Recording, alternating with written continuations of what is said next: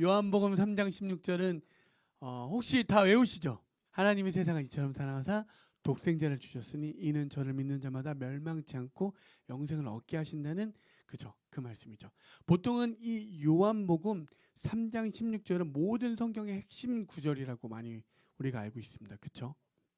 그럼 이 요한복음 3장에 대한 잠깐 배경을 설명해 드리면 니고데모라는 유대인의 선생이 예수님을 찾아갑니다. 그리고 찾아가서 예수님께 그 진리에 대해서 물으면서 밤새 이야기하는 장면이 이 요한복음 3장에 나와 있습니다. 그러면서 그 당시에 유대인의 지도자라고 이야기하고 선생이라고 불러지는 건 여러분도 알겠지만 모든 어떠한 것을 다 갖고 있는 사람입니다.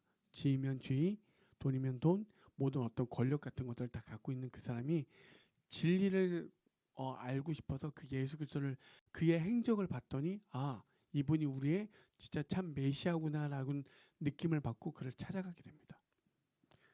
그런 찾아간 예수님이 니고데모를 향해서 어떻게 이야기하냐면 여러분 한번 생각해 보십시오. 만약에 어떠한 유명한 사람, 그리고 뛰어난 사람, 뭔가 대단한 사람이 이 자리에 있다고 생각하면 그 사람을 의식해서 어떤 말과 행동들이 조심스럽게 나오는 것들이 있는데 예수님은 그렇지 않죠. 그냥 있는 그대로 그를 향해서 이렇게 이야기합니다. 그 진리에 대해서 물을 때 예수님께서 무엇이라고 얘기하냐면 하늘나라에 가려면 어떻게 된다고요? 거듭나야 된다는 말을 이야기합니다. 아주.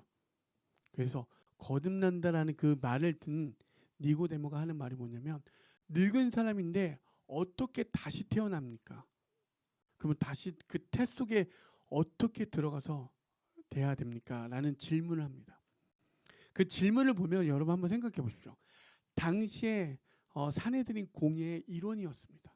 그러면 정치적인 거나 종교적인 모든 것을 이임하고 그것을 판결하고 하는 그런 뛰어난 사람이었습니다. 오늘날로 얘기하면 우리가 볼 때 와 저렇게 학식이 뛰어난 사람들, 말을 너무 잘하는 사람들, 그리고 언변은 언변이며 학식이면 학식이며 지식 지혜가 뛰어난 그런 사람인데 그가 말하는 어떤 질문의 어떤 요지가 어떻게 되죠?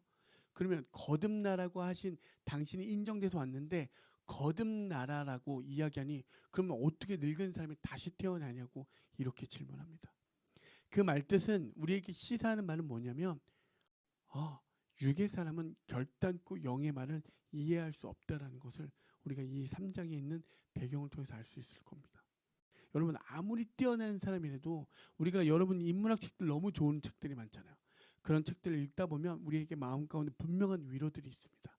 근데 그 순간 잠시 잠깐 위로와 격려가 될지 몰라도 여전히 그러한 책들은 다시 또 다른 우리에게 물음을 제기하고 그 물음을 향해서 계속 걸어가게 되죠. 니고데모도 마찬가지였습니다.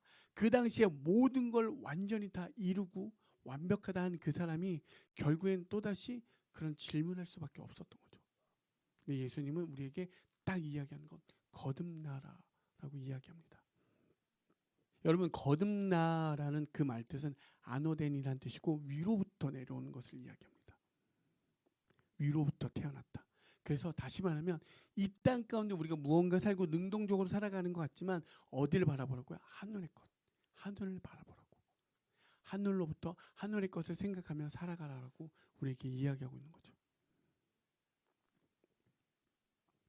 그리고 그 거듭남에 대해서 8절에서 성령님 우리를 찾아왔다라고 이야기합니다. 전적으로 다시 태어난다는 건 여러분 우리의 태 속에 있다고 생각해 보십시오. 우리의 힘을 할 수 있는 것이 그 어떠한 것도 없습니다. 그렇죠? 그냥 우리는 그 안에서 어머니의 태 속에서 인정해 드리고 있는 거죠. 그래서 온전히 하나님의 전적인 은혜임을 이야기하는 겁니다. 그리고 우리는 그 은혜를 어떠냐? 믿음으로 그냥 받아들이는 거죠. 그 은혜로 받아들일 때 하나님께서 우리에게 주신 가장 큰 선물이 뭐죠? 바로 오늘 말씀드렸던 예수 그리스도입니다. 먼저 우리 한번 16절 한번 볼까요? 세상에 줄 수 없는 완전한 선물은 뭐냐면 예수 그리스도고 그 예수 그리스도께서 뭐라고요? 하나님이 세상을 이처럼 사랑하사 독생자를 주셨으니 이는 그를 믿는 자마다 멸망하지 않고 영생을 얻게 하려 하심이니라 라고 되어 있습니다. 하나님께서 예수 그리스도를 우리에게 보내주신 어떤 그 동기가 뭐라고요? 완전히 사랑입니다. 사랑. 우리를 너무나 사랑하셔서 어떤 사랑? 그 자기의 아들 독생자 예수 그리스도를 이 땅에, 아니 우리에게, 바로 여기에 계신 한 분 한 분에게 보내주셨다는 사실입니다. 그 모든 것의 동기는 뭐라고요? 사랑이라고 이야기합니다. 근데 이 사랑이 참 신기합니다. 한번 볼까요? 이 사랑이 우리 흔히 알고 있을 때, 사랑할 때는 서로 상호 소통이 있어야 되잖아. 너희가 당신을 사랑해, 그러면 이쪽도 나를 사랑해라는 소통이 있어야 되는데, 이 사랑은 참 신기합니다. 우리 한번 요한일서 4장 10절을 보시면 이렇게 기록되어 있습니다. 사랑은 여기 있으니 우리가 하나님을 사랑하는 것이 아니요 하나님이 우리를 사랑하사 우리 죄를 속하기 위하여 화목제물로 그 아들을 보내셨습니다 라고 되어 있습니다. 우리가 뭐라고요? 하나님을 사랑한 게 아니라고 이야기합니다. 하나님이 우리를 사랑했다라고. 일방적인 짝사랑이죠. 일방적인 짝사랑. 그러면 이 사랑이 성립이 될까요? 성립이 안 되잖아요. 이 땅에서의. 왜냐하면 인간에 대한 속성에 대해서 우리 한번 들어가 보죠. 왜 하나님이 일방적으로 그렇게 사랑할 수밖에 없는지. 우리의 말씀을 보면 로마서 3장 23절을 보시면 모든 사람이 죄를 범하였음에 하나님의 영광에 이르지 못하더니 라고 되어 있습니다. 우리는 하나님의 어때요? 하나님께 속할 수가 없는 죄에 빠져서 죽을 수밖에 없는 존재라는 것을 성경은 정확하게 우리에게 말씀해 주고 있습니다. 그러니까 우리가 하나님을 사랑할 수 있는 어떤 존재가 될 수가 없는 거죠. 근데 그 하나님께서 우리를 너무나 사랑해서 그 동기 때문에 누굴 보내주셨다고요? 그 예수 그리스도를 이 땅에 보내주셨다는 사실입니다. 결국에는 아무리 우리가 하나님을 사랑한다 하는 노력과 행위가 결국에는 그분께는 다다를 수 없는 거죠. 우리는 죄밖에 없는 어떤 죄에 속한 자들이기 때문에. 로마서 3장 20절을 보시며 그러므로 율법의 행위로 그의 앞에 의롭다 하심을 얻을 육체가 뭐라고요? 없나니 율법으로는 죄를 깨달음이나 라고 되어 있습니다. 어떠한 우리의 율법적인 행위와 어떤 의롭다는 것도 어떠요? 하나님께 갈 수 있는 육체가 아무것도 없다라고 이야기합니다. 그것이 하나님과 우리의 사랑 방식의 등식입니다. 우리는 하나님을 사랑할 수 없고, 왜요? 우리 죄인이고 우리의 어떠한 행위도 그분께 다다를 수 없지만 그분은 어떻게 하신다고요? 그런 너희들을 위해서 그 아들 독생자 예수 그리스도를 우리에게 보내주신 그 사랑의 하나님이심을, 세상에서는 아무것도 줄 수 없는 그 놀라운 사랑을 오늘 말씀을 통해서 이야기해주고 있습니다. 근데 우리는 어떻죠? 우리는 끊임없이 이 땅을 살아가는데 시도하죠. 구원받고자 하기 위해서 어떤 시도를 하죠? 돈을 구합니다. 그죠? 그리고 성공에 집착하고, 그리고 때론 우리의 우둔함 때문에 어떤 지혜자의 말에 상당히 의존합니다. 그렇지 않나요? 그래서 어떤 내가 인정하는 누군가의 말에 따라 우리는 좌지우지되죠. 그리고 그 말을 따르게 되기도 하죠. 근데 여러분, 뭐 여기에 계신 분들도 많은 책들을 보고 하고 계시지만 인문학 책들을 보면 정말 많은 우리들에게 위로와 그 오래전에도 나와 똑같은 경험들을 하고 있다는 것을 책을 통해서 많이 경험을 하게 됩니다. 그래서 분명히 위로가 있고 격려가 있는 것도 사실이죠. 하지만 여러분, 잠깐이죠. 또다시 뭐죠? 또다시 우리에게는 그 물음의 연속성에 또 놓여지게 됩니다. 그때 성경은 분명히 우리에게 이야기합니다. 이 모든 것으로부터 자유하고 해결할 수 있는 것은 뭐라고요? 예수 그리스도라고 이야기하고 있습니다. 그 구원이라는 예수 그리스도의 선물의 대가는 정말 우리의 어떤 노력 이런 것들이 아니고 그냥 그 선물에 대해서 우리는 어떻게 하면 되는 거죠? 우리의 반응은 그냥 받아들이면 되는 겁니다. 인정해드리는 거.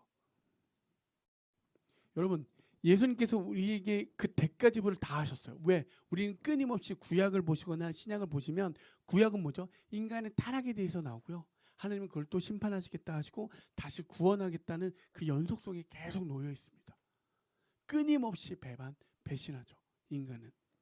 하나님께서 우리를 구원하셨음에도 불구하고 인간이 끊임없이 그 배반과 그 배신은 뭐죠? 하나님과 끝까지 분리되어지는 영역으로 자기의 그 뜻을 관찰하기 위해서 끝까지 가죠. 그런 우리들에게 하나님은 뭐라요? 그럼에도 불구하고 너희를 사랑한다. 세상을 이처럼 사랑하사 독생자를 주셨으니 이는 저를 믿는 자마다 멸망치 않고 영생을 얻게 하려 하신다라고 이야기하고 계십니다. 그래서 우리들의 그 그 하나님의 사랑, 하나님의 그 사랑에 대한 반응은 그냥 뭐요? 하나님, 네 맞습니다. 당신이 맞습니다라고 인정해 드리는 거. 그것이 뭐요? 찬양이고 믿음이란 사실입니다. 그러면 그 믿음의 모습은 어떨까? 오늘 이 자리에 나오신 분들은 그 믿음 가운데 여기에 나왔지만 교회에 나왔을 때는 아 하나님 아멘 믿습니다. 그리고 아버지 사랑 내가 노래해. 그렇게 찬양하지만 그 순간만 일시적인 게 아니라 어떠해야 되죠? 어떠한 상황과 환경, 어떠한 자리에 있던 간에 그분을 인정해 드리는 게 뭐라고요? 찬양이라는 거죠. 어떤 상황과 환경이 바뀌어서 그분을 아 하나님 나의 삶의 목적의 어떤 수단으로 쓰는 그 예수 그리스도가 아니라 예수 그리스도 때문에 내가 이 땅 가운데 살아가고 있는 모든 환경과 상황을 인정해 드리는 거죠. 아버지 내가 당신을 믿습니다. 어떠한 상황 속에서도 당신을 믿습니다. 그것이 뭐죠? 그 믿음은 그러한 것이고 일시적인 것이 아니라 지속적이어야 된다는 사실입니다. 아멘. 근데 그러면 한번 우리 볼까요? 그 아버지의 사랑이 어땠는지 여러분 생각해 보십시오. 아버지 신이니까 그렇게 너희들이 그래도 하나님 인정이 좀 좋지만 세상과 다른 종교와 다른 게 뭐냐면 그분은 세상의 종교들은 여러분들에게 끊임없이 요구합니다. 어떤 행위를 끊임없이. 근데 예수님은 그렇게 하지 않으시고 인간의 몸을 종의 형체를 빌어서 이 땅에 오셨습니다. 근데 이 땅에 오신 그 예수 그리스도의 모습이 어땠는지 700년 전에도 예고편이 나옵니다. 이사야서를 통해서. 이사야서 53장을 한번 볼까요, 우리? 53장 5절에서 6절을 보시면 무려 예수님이 오시기 전 700년 전에 이사야를 통해서 우리에게 이야기해 주고 있습니다. 그 예수님의 사랑의 그 대가가 어떤지 한번 읽어보겠습니다. 그가 찔림은 우리의 허물 때문이요 그가 상함은 우리의 죄악 때문이라. 그가 징계를 받음으로 우리는 평화를 누리고 그가 채찍에 맞음으로 우리는 나음을 받았도다. 우리는 다 양 같아서 그릇 행하여 각기 제 길로 가거늘 여호와께서는 우리의 모두의 죄악을 그에게 담당시키셨도다. 아멘. 여러분 어떻게 보면 너무 무거운 주제이기도 하지만 그분은 뭐라고요? 우리 때문에 그의 찔림은 뭐요? 우리의 허물 때문에. 그의 상함은 뭐라고요? 우리의 죄악 때문에. 그가 징계를 받음으로 뭐 한다고요? 우리는 평안을 누린다라고 이야기합니다. 곧 그 십자가는 너무나 절절하기도 하지만 우리에게 무엇을 갖다 주죠? 샬롬, 평안의 상태로 인도해 주신다는 놀라운 반증의 사건이기도 합니다. 그가 채찍에 맞음으로 우리는 뭐요? 나음을 얻었대요. 너무나 세상과 다르지 않습니까? 이 모든 것이 왜 그렇게 하냐면 우리는 다 뭐 같다고요? 다 양 같대요. 양은 어떻다고요? 각각 제 갈 길을 찾아간다라고. 그 뒤에 우리의 모든 죄가 그에게 담당시키셨도다 라고 되어 있습니다. 이게 하나님의 사랑의 방식입니다. 그냥 그런 어떠한 정도 신이니까 우리가 생각하는 그 막연한 우리 머릿속에 있는 이성과 그냥 담겨져 있는 그 지식으로 봤을 때 신이니까 나 그래 우리가 이렇게도 이렇게 하시겠지 수준이 아니라 우리의 몸 자기의 우리와 똑같은 동등된 위치에 오셔서 어떻게 하셨다고요? 찔림과 상함과 이 모든 것을 담당하셨다라고 이야기합니다. 왜요? 그 이유는 오로지 바로 여기에 계신 우리 한 사람 한 사람 때문에. 그것이 아버지 세상과 비교할 수 없는 선물입니다. 여러분 생각해 보십시오. 아무리 이 땅 가운데 있는 사랑을 비교할 때 부모의 사랑을 이야기하고 어떤 가족의 사랑을 이야기하지만 그 가족의 사랑도 우리가 미디어를 통해서도 보면 어떠한 것으로 인해 사람의 각자의 계산에 따라 깨지는 것을 많이 보게 됩니다. 그 놀랍다고 하고 그 위대하다 하는 그 가족의 사랑과 이 모든 것들도 자기의 계산이 맞지 않으면 그것도 깨지는 것을 우리는 많은 것들을 내 주변과 환경과 미디어를 통해서 많이 보게 되죠. 이 땅의 것은 뭐라고요? 다 불완전할 수밖에 없다는 거죠. 근데 성경은 너무나 좋은 얘기로만 담아있는 게 아니라 인간의 너무나 그 철저한 타락들을 다 담아놨습니다. 하지만 그 모든 것을 어떻게 하신다고요? 너희들은 끝까지 제 갈 길을 가겠지만 내가 이 모든 것을 담당해서 그것을 이루고 너희들에게 평안을 허락해 주겠다라고 무려 700년 전에 우리에게 예고편으로 이야기해 주셨습니다. 여러분 지금 오늘을 살아가시잖아요. 오늘을 살아가시기 때문에 우리는 어떠한 희망을 두고 살아가고 있습니다. 그렇죠? 그러면 그 희망을 어디에 두고 계십니까? 혹은 내가 사랑하는 가족을 위해서, 혹은 나의 행복을 위해서, 나의 성공을 위해서, 혹은 어떤 정치적 내가 인정하는 정치적 지혜자를 쫓기 위해서, 혹은 어떤 신념을 위해서, 어떤 사상을 위해서, 또한 이 모든 것에 어떤 구원에 이룰 수 있는 게 모든 국민적인 어떤 도덕적인 성장과 이런 것들을 꿈꾸십니까? 성경은요 분명히 우리에게 이야기하고 있습니다. 구원은 오직 뭐라고요? 세상이 아닌 예수 그리스도라고 우리에게 정확하게 이야기하고 있죠. 우리 사도행전 4장 12절을 보시면 이렇게 기록되어 있습니다. 다른 이로서는 구원을 받을 수 없나니 천하 사람 중에 구원을 받을 만한 다른 이름을 우리에게 주신 일이 없음이라 하더라. 아멘. 여러분 이것이 믿어지는 오늘이 되어지길 소망합니다. 진짜 값지고 세상과 비교할 수 없는 선물입니다. 근데요 하나님께서 주신 이 선물 3장 16절에 말한 이 선물에 대한 그 다음에 사람들의 반응들이 나오는데 첫 번째 그 사랑의 그 하나님의 선물을 받은 사람들의 반응을 한번 보기를 원합니다. 우리 하나님의 선물을 받은 사람들은 어디를 향해 간다고요? 빛을 향해 가게 되어 있습니다. 우리 17절 한번 더 볼까요?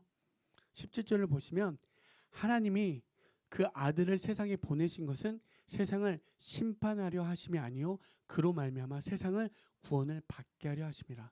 아멘. 다시 한번 또 강조하시죠. 뭐 한다고? 하나님 이 땅에 오신 이유는 우리를 심판하러 오신 게 아니라 구원하시고자 오셨대요. 다시 한번 강조하십니다. 두 번을 강조하셨다는 건 뭐냐면 그 하나님이 누구를 향해 있다고? 우리 다시 말해 좀 더 구체적으로 이야기하면 잃어버린 한 영혼을 향해 있다라는 사실을 계속적으로 우리에게 이야기하고 있죠. 우리 한번 에스겔 18절 23절을 보시면 주 여호와의 말씀이니라. 내가 어찌 악인이 죽는 것을 조금인들 기뻐하랴. 그가 돌이켜 그 길에서 떠나 사는 것을 어찌 기뻐하지 아니하겠느냐라고 하였습니다. 하나님은 그 악인이 죽길 원하시지 않는데요. 뭐라고? 그들도 하나님께 나오기를 원하고 있다라고 이야기하고 있죠. 그 잃어버린 한 영혼에 대해서 계속 일괄되게 말씀하고 계십니다. 그리고 디모데전서 2장 4절을 보시면 하나님 뭐라고요? 하나님은 모든 사람이 구원을 받으면 진리를 아는 데에 이르기를 원하신다라고 이야기하고 있습니다. 그리고 우리 신효 전생께서 한번 이야기했죠. 누가복음 15장에 있는 1절부터 7절을 이야기할 때 뭐죠? 잃어버린 한 영혼을 향해서, 잃어버린 한 양을 위해서. 그리고 그 잃어버린 영혼을 찾을 때 어떻게 한다고 그러죠? 하늘의 천국 잔치가 벌어진다라고 이야기합니다. 세상의 계산과 맞지 않잖아요. 그렇잖아요. 누가 나온다 한들 나한테 유익되는 게 아닌데 그 한 사람이 나올 때 하나님은 천국의 잔치를 벌인다라고 이야기하고 있습니다. 이게 하나님의 마음이죠. 그 하나님께서 예수 그리스도를 보내서 우리에게 그렇게 말씀하고 계시죠. 그 빛을 향해서, 우리를 향해서 그 아버지의 뜻을 계속적으로 성경 우리에게 이야기하고 있습니다. 그리고 마지막 예수 그리스도께서 하늘나라 올라가실 때 우리에게 명하신 말씀이 있죠. 우리 한번 찾아볼까요? 마태복음 28장 19절에서 20절을 보시면 이렇게 기록되어 있습니다. 그러면 너희는 가서 모든 민족을 모아라고요? 제자를 삼아 아버지와 아들과 성령의 이름으로 세례를 베풀고 내가 너희에게 분부한 모든 것을 가르쳐 지키게 하라. 볼지어다 내가 세상 끝날까지 너희와 항상 함께 있으리라 하시니라. 아멘. 하나님 우리에게 명령하셨죠. 어떻게 하라고요? 그들을 예루살렘과 온 유대와 사마리아 땅끝까지 이르러 나의 증인이 되어달라고 이야기합니다. 왜요? 하나님은 그 잃어버린 한 영혼을 위해서 그 아들 독생자 예수 그리스도를 이 땅에 보내주셨고 그렇게 끝까지 우리를 사랑해 주셨기 때문에 그 사랑으로 뭐라고요? 우리 또한 그 사랑을 알고 깨달은 너희라면 빛을 향해 가는 너희들이라면 그렇게 살아달라고 우리에게 명령하고 계시죠. 왜? 그런지 우리는 이제 내가 사는 것이 아니요 나를 위하여 자기 자신을 버리신 하나님 아들을 믿는 믿음 안에서 살기 때문에 곧 나란 각자의 다른 모습에 있지만 우리 안에 누가 계신다고요? 그 예수 그리스도가 있기 때문에 그 예수 그리스도가 있기 때문에 그 믿음으로 말미암아 그 믿음으로 믿는 삶을 살게 되는 거죠. 그 믿음으로 산다는 건 그 빛을 향해서 가는 것이고 그 빛을 향해 간다는 것은 그 잃어버린 영혼을 위해서 주의 복음을 전하는 것이죠. 그렇게 이야기하고 계십니다. 그래서 바울은 이야기하잖아요. 나의 달려갈 길과 주께서 주신 사명을, 그죠? 조금 더 자기 생명을 조금 더 귀히 여기지 않고 그렇게 가겠다라고 이야기 고백합니다. 여러분 그 고백이 우리의 고백 되어지길 소망합니다.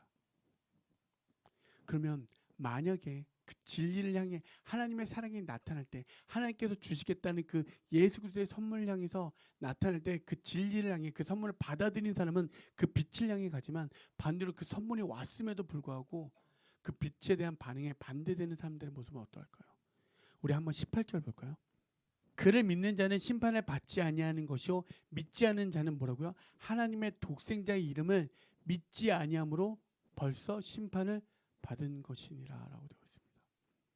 하나님을 믿지 않는다는 건 뭐라고요? 벌써 이미 심판을 받았다라고 이야기합니다. 여기서 가장 중요한 단어는 뭐죠? 심판입니다. 여러분 심판을 받는다라고 하니까 뭐죠? 뭔가 형벌을 받고 어떤 감옥에 갈 것 같고 뭔가 체벌을 받고 형벌을 받을 것 같지만, 성경에서 말하는 이 심판이라는 의미는 뭐냐면 분리와 저주라는 이중적 의미가 담겨져 있습니다. 분명 예수님은 어디요? 이 어두운 제약된 이 땅 가운데 오셔서 뭐라고요? 빛이 되어 주시기에 오셨습니다. 그렇죠? 결국에는 뭐야? 하나님의 구원의 영생에 이르게 한 수단으로 분명히 그 예수 그리스도를 보내주셨는데, 그 예수님이라는 선물을 통해서 인간들의 반응은 어떻죠? 두 가지로 분리되어집니다. 빛으로 향해 가는 사람, 그 빛을 거부하고 어둠으로 향해 가는 두 가지 반응으로 분리되어진다는 거죠. 그래서 다시 말하면 그 십자가의 사건은 분명히 구원의 수단이기도 하지만 다시 인간들의 반응 때문에 어떻게 되죠? 심판의 수단이 되어지기도 합니다. 결국에 그 심판이라는 것은 철저하게 누구와 분리되는 거죠? 하나님과 분리되어짐을 이야기합니다. 우리 로마서 1장 24절 한번 볼까요? 로마서 1장 24절 이렇게 기록되어 있습니다. 그러므로 하나님께서 그들을 마음의 정욕대로 더러움에 내버려 두사 그들의 몸을 서로 욕되게 하게 하셨으니, 어떻게 한대요? 그들이 하고 싶은 대로 두는 것. 하나님의 심판은 뭐라고요? 너희들이 하고 싶은 대로 끝까지 두는 겁니다. 너희들이 하고 싶은 대로 끝까지 두는 것. 그것이 뭐라고요? 그것이 바로 심판이라고 이야기합니다. C.S. 루이스라는 변증법 학자가 있습니다. 아주 대단한 분이죠. 그분이 천국과 지옥의 이혼이라는 책에서 지옥을 묘사할 때 이렇게 이야기합니다. 자신 이외에 아무것도, 그 어떤 것도, 하나님도, 다른 창조물도, 인간의 존재가 창조된 목적인 천국도 선택할 수 없게 된다는 것을 지옥이라고 이야기합니다. 여러분, 우리가 흔히 말하는 이 죄라는 건 뭐예요? 그분과의 멀어짐을 이야기합니다. 인간의 행위로 아무리 도덕적이고 윤리적이어도 뭐라고요? 우리 말씀을 통해서 알다시피 하나님의 의에 다다를 수 없다라고 분명히 이야기하고 있습니다. 그 하나님의 심판은 분명히 구원의 하나님의 메시지이기도 하지만 인간의 철저한 반응 때문에 두 가지로 나눠질 수밖에 없고, 그 한 가지는 빛을 향해 가는 영생의 영원한 생명으로 이르는 사람이 있지만, 반대로 어떻게 된다고요? 그 빛을 거부하고 하나님의 심판을 받은 자, 끝까지 자기의 생각대로 끝까지 나의 계산대로 사는 사람들은 하나님의 심판이 이미 받았다라고 이야기합니다. 그럼 왜 그들은, 왜 하나님의 이 놀라운 선물, 진짜 자기의 찔림과 책찍과 모든 것을 감당하시는데도 왜 이것을 거부할까요? 우리 말씀 볼까요? 19절 20절을 보시면 이렇게 기록되어 있습니다. 그 정죄는 이것이니 곧 빛이 세상에 왔으되 사람들이 자기 행위가 악함으로 빛보다 어둠을 더 사랑하는 것이니라.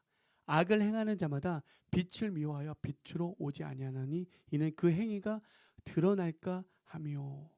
자신의 계산이 드러날까 봐, 자신의 완악함이 드러날까 봐. 왜? 빛이 비춰지면 나의 민낯들이 그대로 드러나니까 그것들을 피하기 위해서 어둠을 향해 간다라고 이야기하고 있습니다. 당시에 예수님께서 유대 지도자들 향해서 그렇게 이야기하죠. 마태복음 23장 2절에서 3절을 보시면 서기관들과 바리사인들이 모세의 자리에 앉았으니 그러므로 무엇이든지 그들이 말한 바는 행하고 지키되, 그죠? 그들이 하는 행위는 본받지 말라. 그들은 말만 하고 행하지 아니하며 정확하게 지적하고 계십니다. 복음을 말하고 있지만 그 뒤에 뭐라고요? 자기들의 계산과 자기들의 완악함이 있기 때문에 그들을 본받고 따르지 말라라고 분명히 우리에게 말씀해 주고 계십니다. 여러분, 하나님의 선물에 대해서 거부하고 돌아서고 어둠을 향해 가는 그들의 완악함과 그들의 죄악이 드러날까 봐, 자기들의 민낯들이 드러날까 봐 그것을 선택할 수밖에 없다라고 이야기하고 있습니다. 여러분도 알겠지만 스데반이 설교할 때 어떻게 했죠?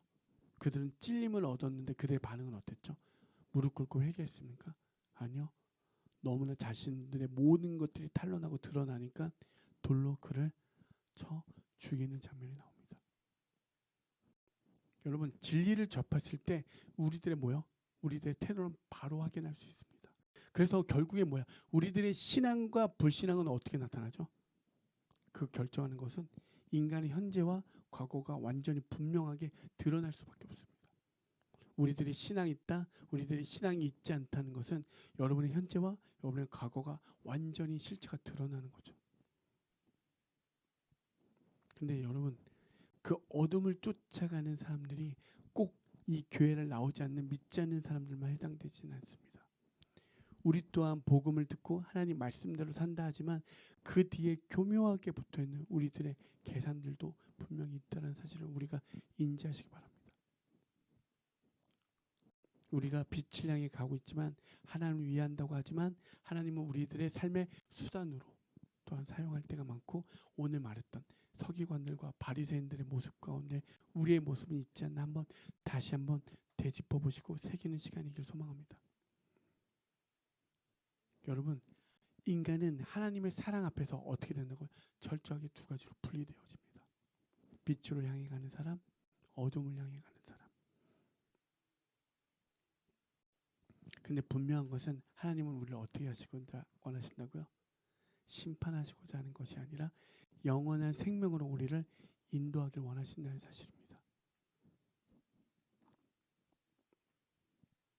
여러분, 본문 마지막 21절을 보시면 진리를 따르는 자는 빛으로 오나니 이는 그 행위가 하나님 안에서 행한 것임을 나타내려 함이라 하시니라. 다시 한번 읽어볼게요. 진리를 따르는 자는 빛으로 오나니 이는 그 행위가 하나님 안에서 행한 것임을 나타내려 하심이라. 여러분, 빛을 향해 있는 자들은 세상 어떠한 자리에 있든 그분을 인정해 드리는 겁니다. 그리고 그분을 찬양해 드리는 거. 여러분, 어떠한 자리에서 그분을 인정한다는 건 말은 쉬운 것 같지만 이렇게 여기 있는 분들과 함께 하나님이 있습니다, 하나님이 살아계십니다 얘기하는 건 어렵지 않습니다. 하지만 그들이 없는 그 척박한 황무지 같은 불모지 같은 그곳에서 하나님을 인정해 드린다는 건 참으로 우리에겐 어렵고 힘들 때가 있습니다. 여러분의 삶의 어떤 구간에 아마 그러한 포인트들이 분명히 있을 것입니다. 그때 하나님을 인정해 드리는 것. 그때 우리는 하나님의 영원한 생명 가운데 그것을 향해 가고 있고 빛을 향해 가고 있다는 사실을 꼭 기억하시고 위로되어지길 소망합니다. 여러분, 결론을 맺고자 합니다. 하나님은 우리를 심판하시러 오신 것이 아니라 어떻게 하시길 원한다고요? 영원한 생명으로 인도하길 원하시고, 왜요? 그 이유는 우리를 너무나도 사랑하셔서, 다른 이유가 없습니다. 그리고 우리는 우리는 죄인임에도 불구하고 하나님은 끝까지 우리를 사랑하셨고, 그 사랑의 그 구구절절한 묘사들은 우리가 이사야 53장을 통해서 보면 너무나도 처절한 것을 우리는 보게 됩니다. 하지만 이 모든 것에 대한 동기는 바로 우리 때문에, 나 때문이라는 사실입니다. 하지만 그럼에도 불구하고 그 하나님이 세상에 줄 수 없는 그 사랑을 선물을 우리에게 주셨음에도 불구하고 우리는 어떻죠? 두 가지로 분리될 수밖에 없죠. 그 구원을 따르는 그 빛을 향해 가는 사람들과 자기의 행위와 자기의 완악함이 드러날까 봐 그 빛을 반대로 어둠을 향해 쫓아가는 두 가지의 사람의 모습으로 분리되어질 수밖에 없다는 사실입니다. 그래서 그렇게 빛을 거부하고 가는 사람들은 이미 하나님의 심판을 받은 사람, 끝까지 자기가 하고 싶은, 끝까지 자기의 계산대로 사는 사람들은 하나님의 심판을 받았다라고 이야기하고 있습니다. 여러분, 하나님의 그 선물을 온전히 받아들이시고 그 믿음으로 말미암아 살아가시는 여러분들이 되어주셔서 세상 어느 곳에 가든 오늘의 이 본문의 마지막 21절이 이야기한 것처럼 진리를 따르는 자는 하나님이 드러나심을, 위해서 나타내심을 위해서 어느 곳에 가든 하나님을 인정해드리고 하나님을 찬양하고 하나님을 믿는 삶이 되어질 간절히 소망합니다.